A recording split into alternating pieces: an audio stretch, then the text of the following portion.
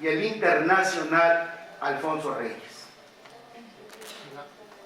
Reservada a los pensadores y poetas la capacidad de expresarse de manera lírica y además bella, hace de ellos seres que superan al común, que pueden decir o cantar de los pensamientos humanos los más importantes, los más hermosos, los más terribles. Todo esto es lo que hace el poeta. Un ser extraordinario, pues ha sido señalado con el maravilloso numen de la poesía.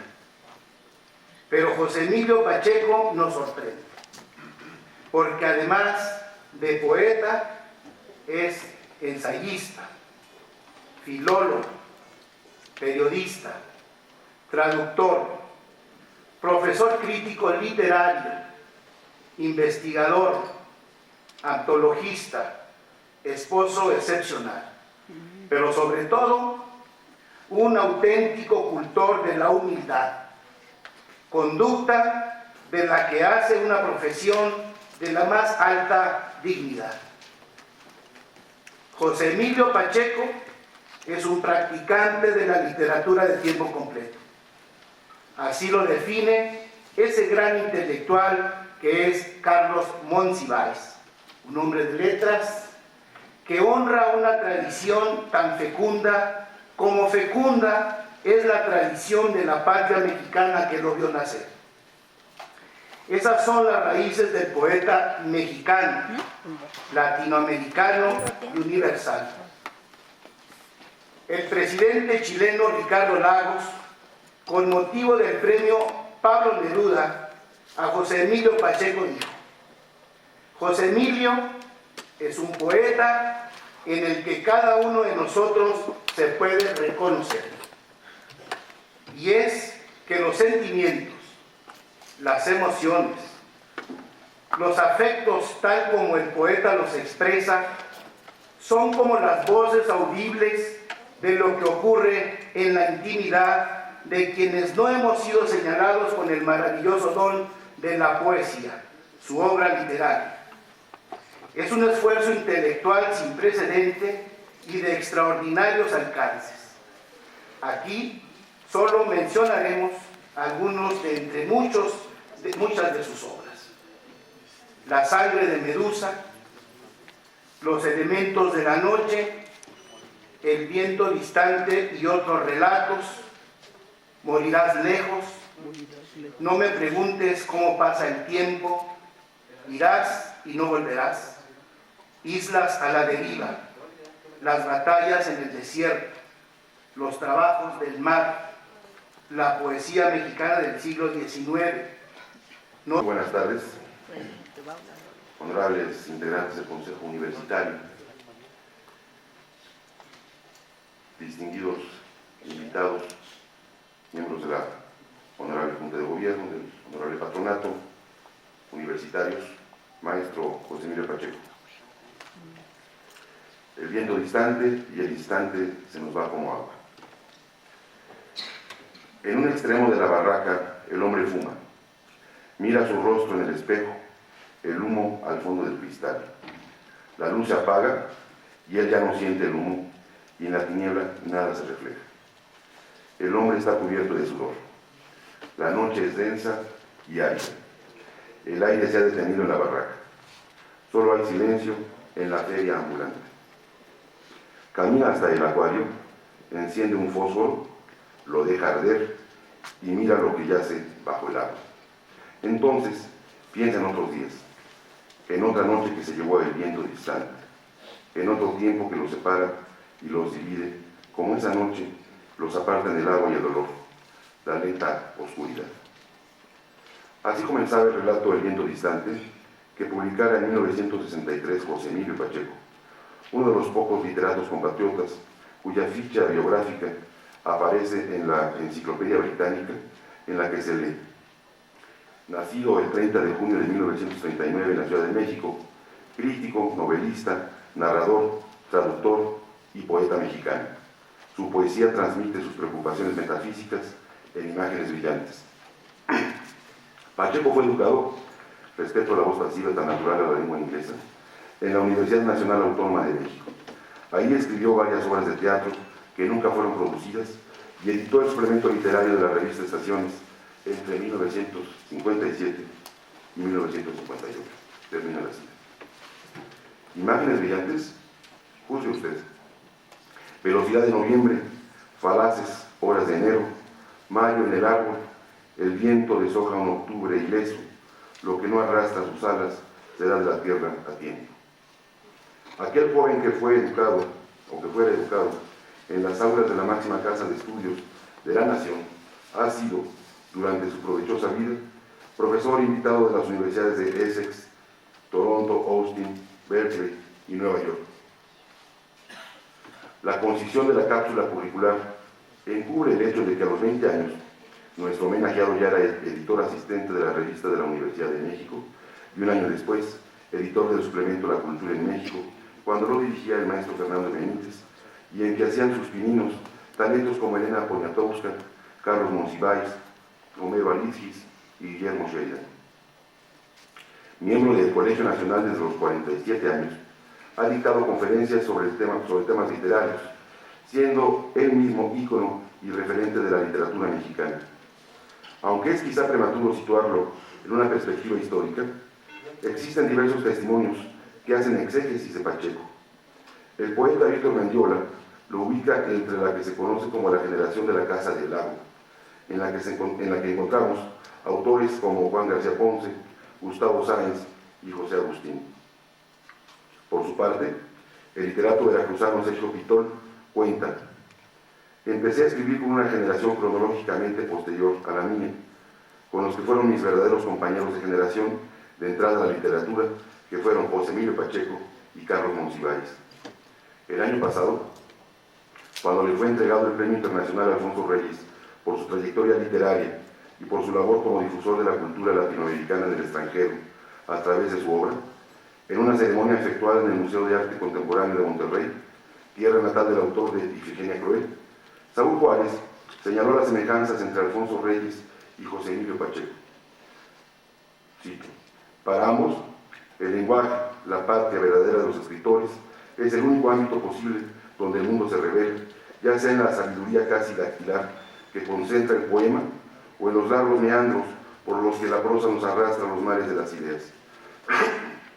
Ambos son lectores omnívoros e infatigables, amigos generosos, guías en la lectura, incitadores, agitadores.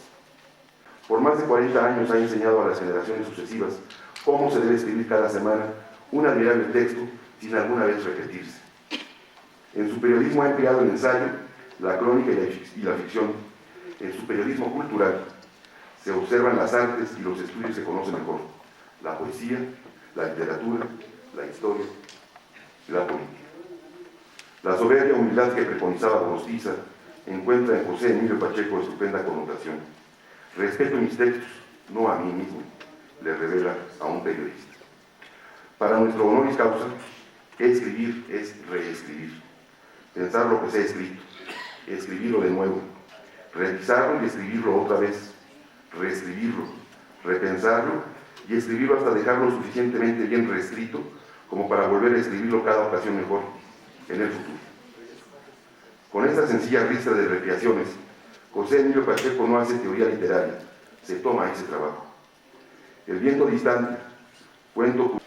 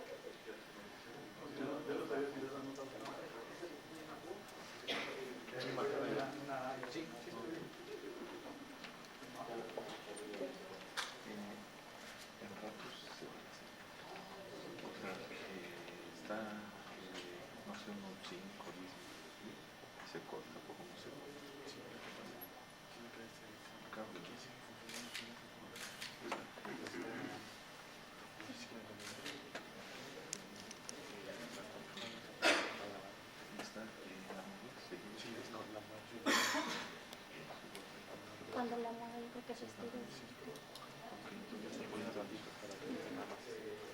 ¿De lectura? Tengo radio, ¿en qué tengo? Título: Universidad Autónoma del Estado de Morelos, el Honorable Consejo Universitario, máximo órgano de gobierno de la Universidad Autónoma del Estado de Morelos, en sesión del 17 de diciembre de 2004, acordó, en términos del artículo 2 del Reglamento de Reconocimiento al Mérito Universitario, conferir su más alta distinción, doctor honoris causa, al maestro José Emilio Pacheco, por su excepcional trayectoria como poeta y escritor, otorgado en la ciudad de Cuernavaca, Morelos, el día 21 de enero del año 2005, por una humanidad culta, el señor rector y secretario general del Consejo.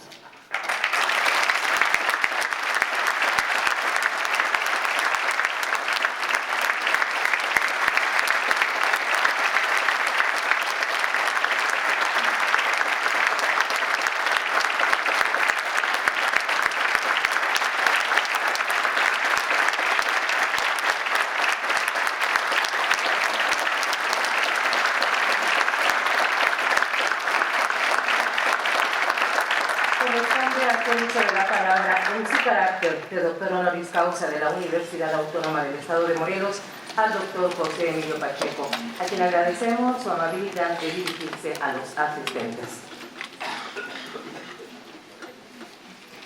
Buenas tardes y muchísimas gracias por su generosidad, de verdad.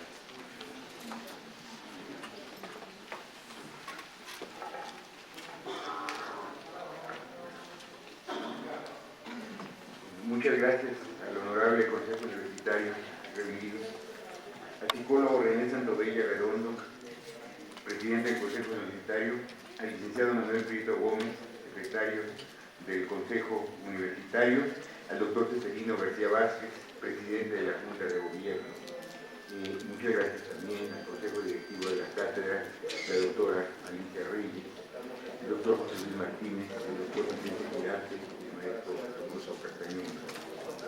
Muchas gracias al Consejo Consultivo, el doctor Fernando Uriel, el doctor Alberto Enriquez Pereira, el doctor Fernando García Ramírez, la doctora Silvia Garza, el doctor Enrique Krause, y muchísimas gracias a cada uno y a cada uno de ustedes por acompañarme en esta tarde y por darme de verdad no encuentro una manera adecuada de darles las gracias por esta inmensa distinción que me atrevo a recibir con humildad y orgullo, ¿sí? Porque el orgullo de que el doctorado provenga de la Universidad Autónoma del Estado de Morelos se ve compensado por el realismo. Es una gran generosidad de ustedes y una gran suerte la mía el haber sido el designado cuando hay tantas y tantos escritores mexicanos que tienen muchos más méritos que yo. La ocasión es solemne e invita a una actitud magisterial de la que me siento por completo incapaz y nunca he asumido. No tengo el talento retórico para hacer un discurso que fulmine sobre las condiciones de México y del mundo e indique lo que se debe hacer en el país y en el resto del planeta.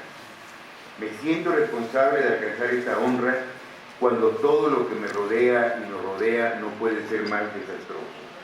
Las esperanzas con que empezó el siglo XXI se han visto derrotadas por lo que vemos a toda hora y en todas partes.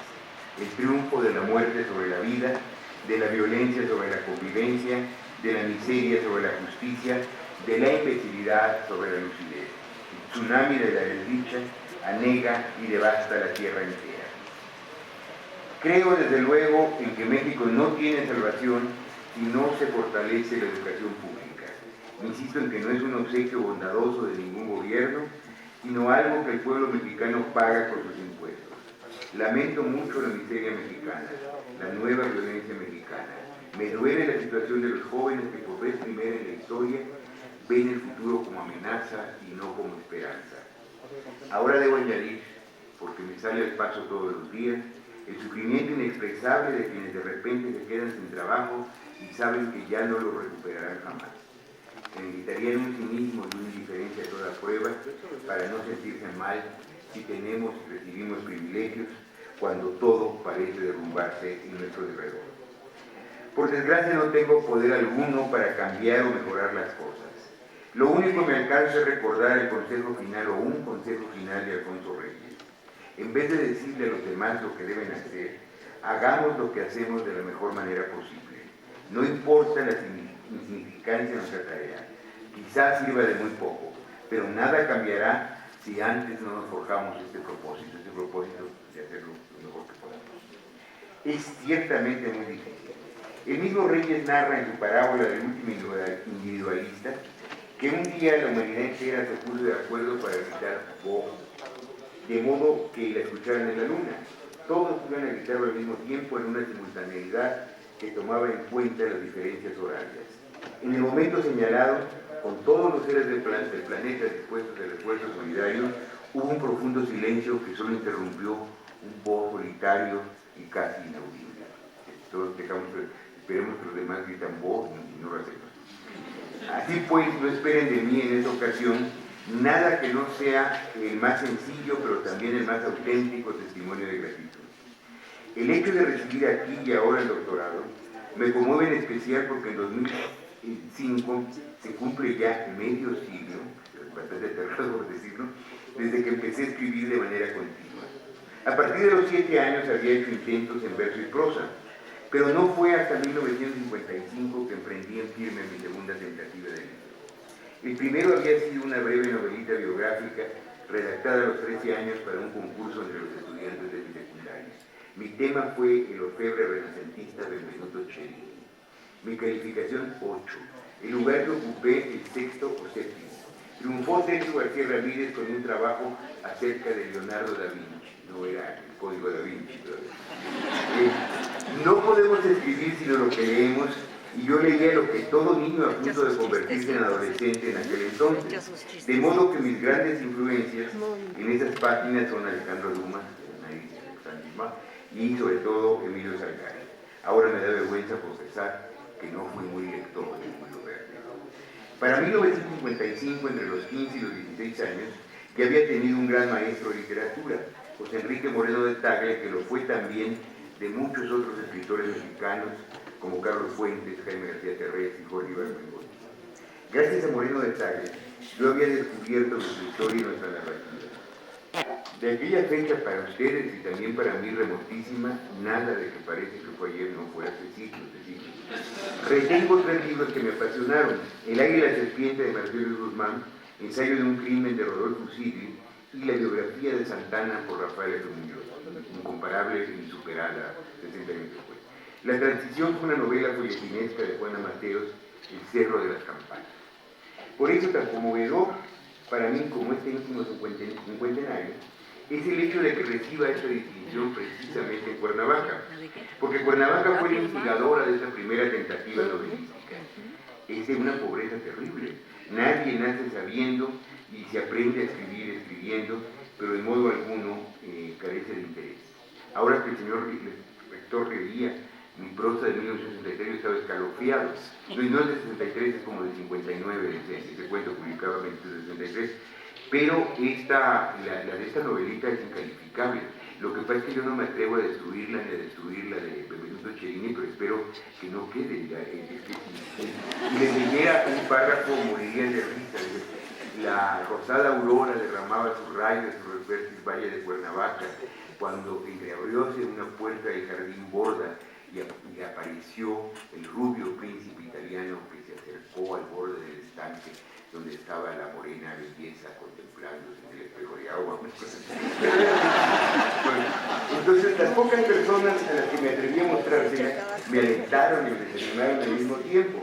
Lo primero, porque estas páginas insinuaban cierta facilidad natural para expresarlo en frases y para contar una historia.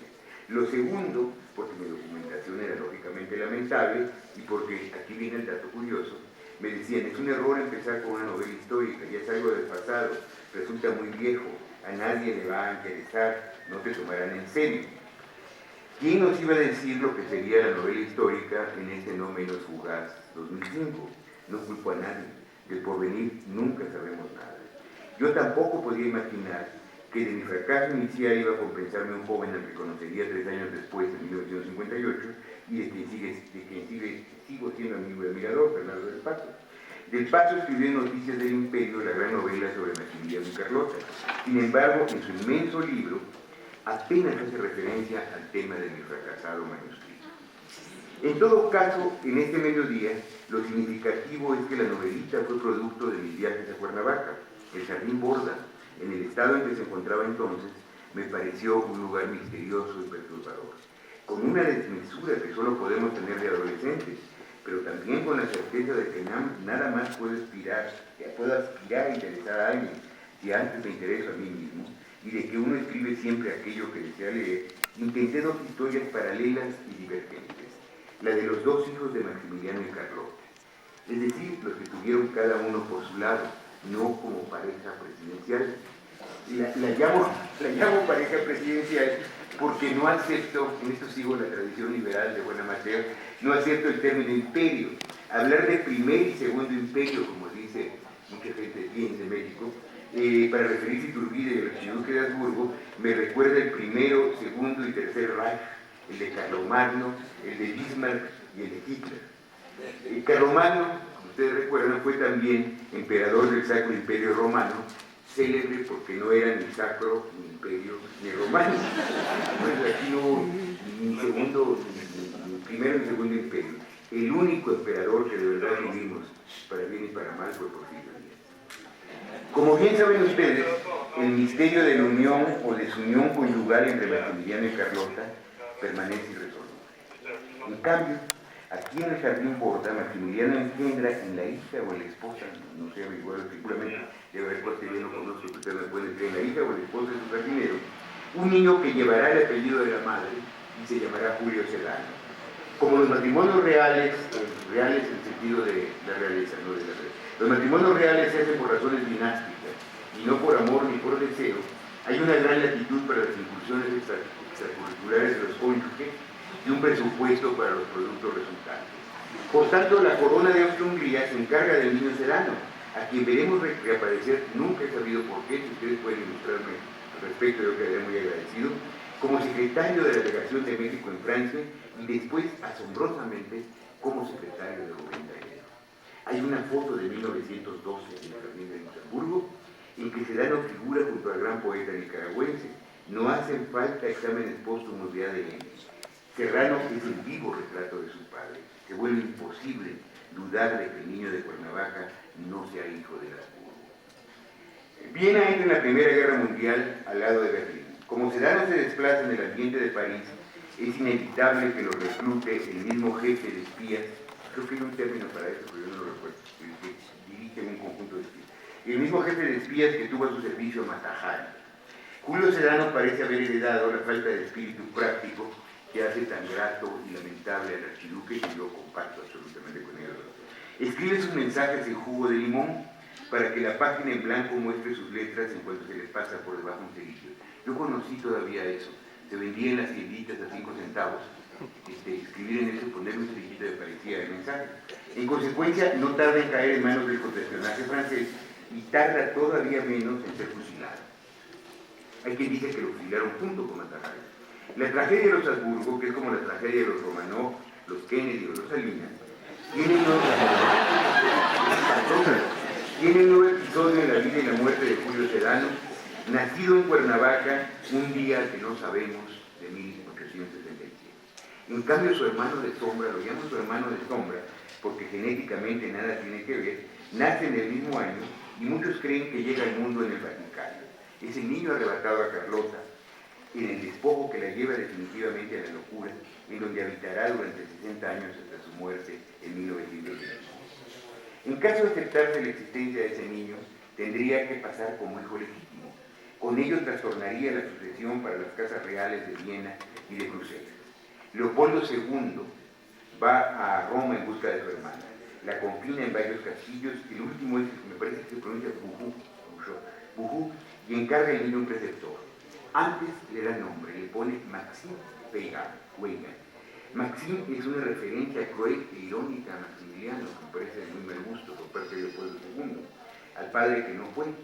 Weygand, ignoro por qué, pero no necesitamos saber flamenco para intuir que en este idioma Weygand significa camino de Gante. Maxim es un niño moreno de ojos azules.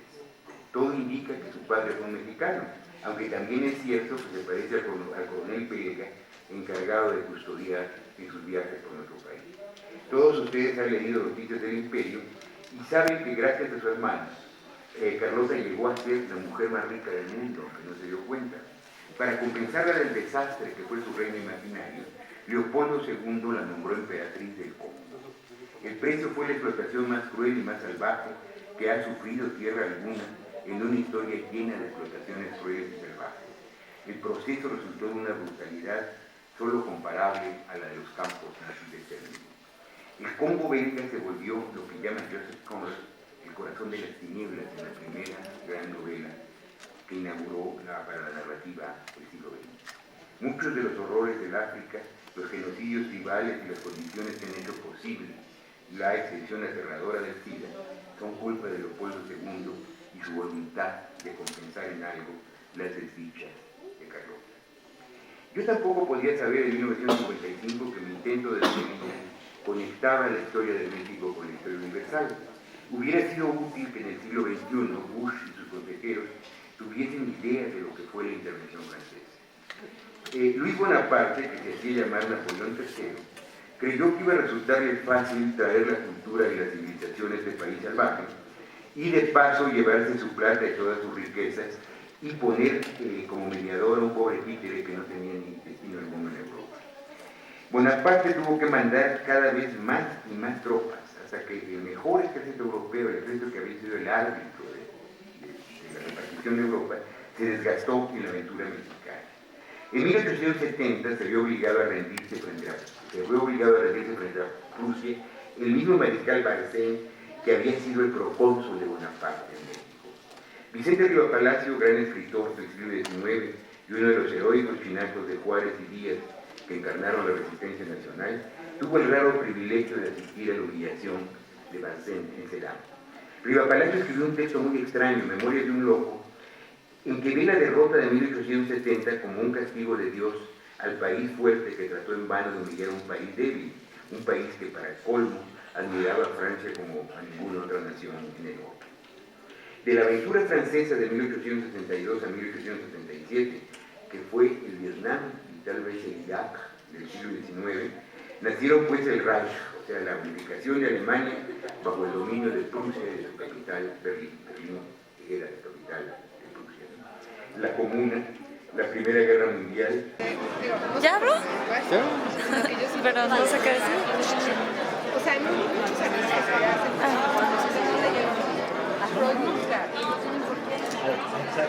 ¿Hablas acerca de la cátedra? ¿De la cátedra? Perdón, de la manito no descalza. Me fascinó el texto, bueno, lo que dijo José Emilio Pacheco, y me pareció aberrante el que hubiera una falta de respeto tan fuerte, ¿no? Con los teléfonos, con la entrada y la salida. Me parece de verdad alguien que no sabe, no tiene dimensión de las cosas, ¿no? Pero de ahí en fuera, digo, creo que a lo que venimos y lo que verdaderamente vale la pena fue haberlo escuchado. De Alfonso Reyes, una serie de sonetos llamados Las Dudas, que yo no conozco, me gustaría mucho que Alicia Reyes me permitiera conocerlos, o si no, los tocaremos en Monterrey, porque no están incluidos ni en su libro Huellas ni en Constancia Poética. Entonces es un centenario de Reyes. Voy a hacer algo que es lo que aconsejan para las reuniones y conferencias de los vendedores de la Coca-Cola, que es comenzar con un chiste. No sé si es un chiste, pero es un chiste, a lo mejor es algo que ocurrió de verdad para romper el hielo, para romper la tensión. Un personaje del México de estos días, cuyo nombre no quisiera pronunciar, no sé si ya se enteraron de esto, se encuentra al poeta Homero Aríquis y le dice: ay, Homero, qué gusto me da verlo y sobre todo que ya esté tan bien. ¿Por qué? Ah, porque me dijeron que usted era cieguito. A mí yo soy su fan, Homero. Me encantan sus libros, pero el que más me gusta de todos es La Ilíada. Sobre todo tiene un capítulo magistral, es donde cuenta lo del caballito de Troya. Entonces, no sé, a lo mejor es un chiste, yo lo cuento como me contaron. Si es una anécdota estúpida, es terrible, porque señalaría de verdad el fin, la muerte de los clásicos. Nadie los lee, quedan las películas y algunas anécdotas erróneas, porque como todos ustedes saben, el caballo jamás aparece en Iliada, sino está en el segundo libro de la Eneida de Virgilio. Entonces, aquí comienzo con las contradicciones. Hay una lamentación universal en México, en Estados Unidos, en Europa, por la ausencia de los clásicos y la ignorancia cada vez más generalizada. Por ejemplo, Bernard Knox, un famoso poeta y traductor de los clásicos, tiene un libro que se llama precisamente ¿Quién mató a Homero? Entonces, bueno, los clásicos existen, pero existen solo en los departamentos universitarios, solo para mínimas élites de especialistas. Y pensar que fueron hasta hace poco parte indispensable de la formación general, de la formación cultural, en modo alguno solo de la formación literaria. Yo, por razones tecnológicas que me abruman y que oyeron en el texto anterior, pertenecí a la última generación que tuvo clases de griego y de latín, que estudié pero no aprendí. No quiero presumir de que aprendí, por lo menos sí lo estudié, eso sí. Ahora, excepto que uno elija la carrera de letras clásicas, el único acercamiento que tiene las lenguas clásicas son las etimologías griegas y latinas del español. Por ejemplo, este año también, junto con la duda de Alfonso Reyes, es el centenario de este libro tan importante de Rubén Darío, que es Cantos de Vida y Esperanza.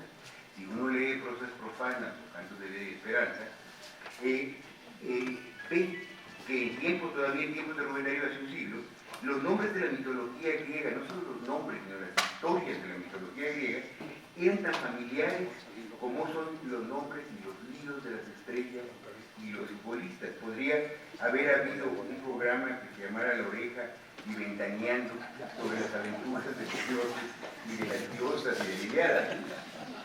Ahora, sin embargo, están absolutamente en todo. Por ejemplo, nos damos cuenta de que llamamos a estas personas, sobre todo a estas mujeres, estrellas, exactamente como los griegos elevaron sus dioses a los cielos, Venus, Marte, Mercurio.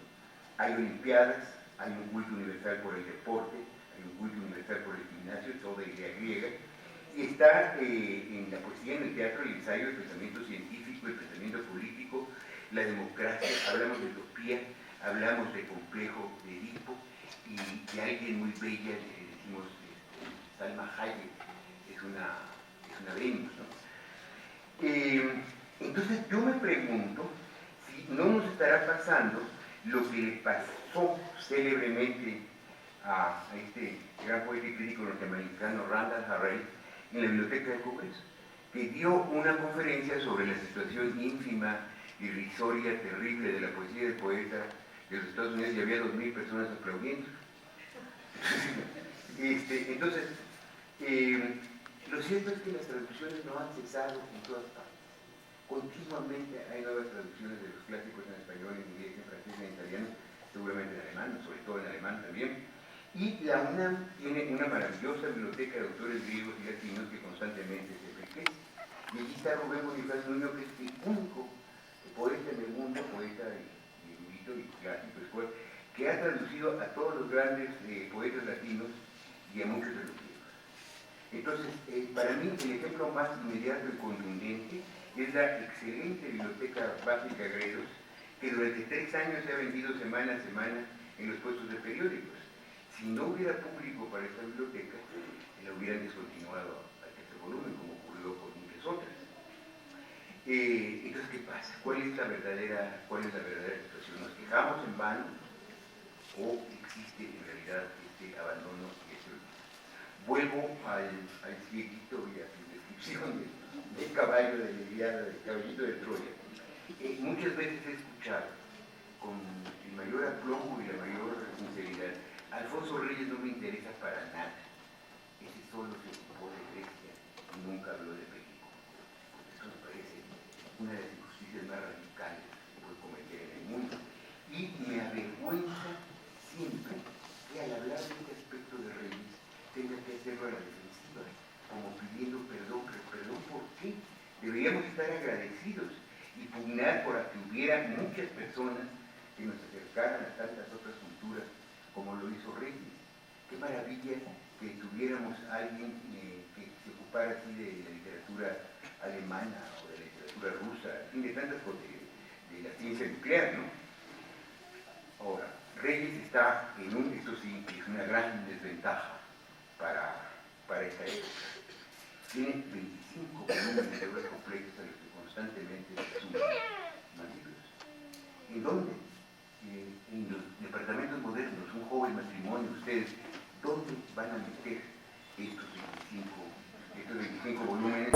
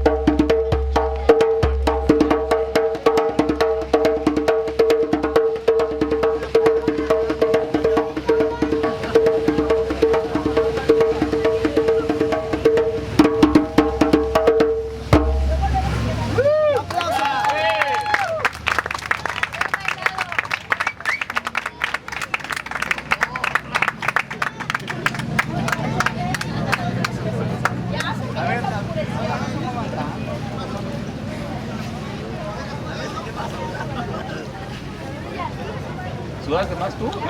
¿Sudaste más tú que ellas? Se mueve el bocho y ya estoy con la niña. Termina mareado. Oye, el becero. ¡Qué guapura!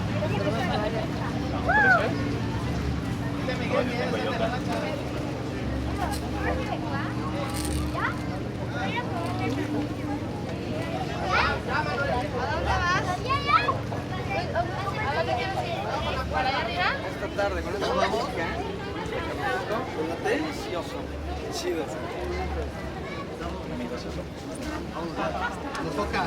Bueno, ahora a continuación, y antes del número estelar, van a ver una pequeña exhibición de capoeira. Bueno, un pequeño breviario cultural. La capoeira es un arte marcial disfrazado de danza. Lo desarrollaron los esclavos traídos del África al Brasil y tomó una forma parecida a esta, quizá más ortodoxa, y esta ya es una forma un poco más evolucionada quizá. Esperamos que sea de su agrado. Claro que sí. ¡Bravo!